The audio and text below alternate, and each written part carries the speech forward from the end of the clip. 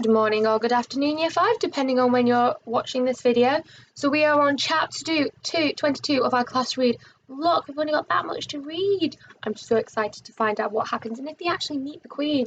And if Amit finally is back with his parents, his family. So let's read on. So 22, Worldwide Whispers. Instead of going to work the next morning, Mum decided to walk to the bus stop with me. She said it was because me and Tom were famous now, and that even though we probably won't be famous for more than a day, we needed to be careful. I just want to make sure you're not going to be chased by any reporters, she said, as she helped me put on my coat. Some of them are good people doing their job, but some of them have absolutely no scruples. I followed Mum out of the flat, wondering what scruples were, because Mum had looked very angry and had said that word when she had said that word, so I knew it was bad not to have any of them. I also wondered why reporters might chase us. Tintin, who has to be one of the best reporters in the world, only ever chased people who were kidnappers or thieves or had done something wrong. When we reached the bus stop, we found Tom's mum and dad there too. Mum went to talk to them and Tom and I huddled together. Tom said his parents had told him that if he ever ran away from school again, he would be so grounded that he would never see daylight again. But I told Mum it comes in through the curtains anyway, even when they're shut. And then when we watched the news, she screamed and hugged me and said how brave I was, said Tom, scratching his head. I don't get it. I told him I don't get it either, and about everything that had happened to me after I got home too.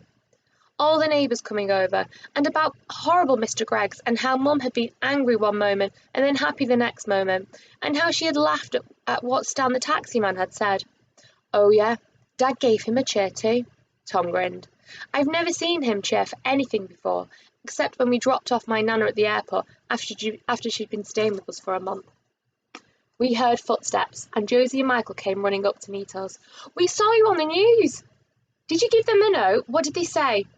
As soon as Josie and Michael finished asking their questions, Tom and me took it in turns to answer them. As we were talking, lots of people gathered round and asked me and Tom if we were the kids from the news. We were about to say yes when Tom's dad called us over. Now listen up, said Tom's dad, kneeling down. There are going to be a lot of people wanting to ask you all sorts of things about yesterday. And whilst you can tell Josie and Michael and Mrs. Sanders everything, and Mrs. Khan, I added, yes, and Mrs. Khan, and Mrs. Hemsey, asked Josie. Okay, yes, her too, nodded Tom's dad, scratching his head in the exact same way Tom does when he's thinking. But if anyone else asks you what happened, I want you to say exactly what grown-ups say when they're famous, and they've got to keep something a secret. Shall I tell you what that is? We all nodded and looked at each other excitedly. Famous grown-ups always say, no comment. Tom's father. Continued Tom's father. And that's what I want you to do. Let's all give it a practice right now. Tom, you go first. No comment, said Tom, thrusting his nose in the air. No comment, said Josie, grinning. No comment, said Michael, seriously. No comment, I said loudly. Good, said Mum. Now, if anyone asks you why you went to Buckingham Palace, or what the police said to you, or anything about yesterday, you say, no comment. We all shouted, making all the people at the bus stop look over at us. My mum and Tom's mum and dad all smiled.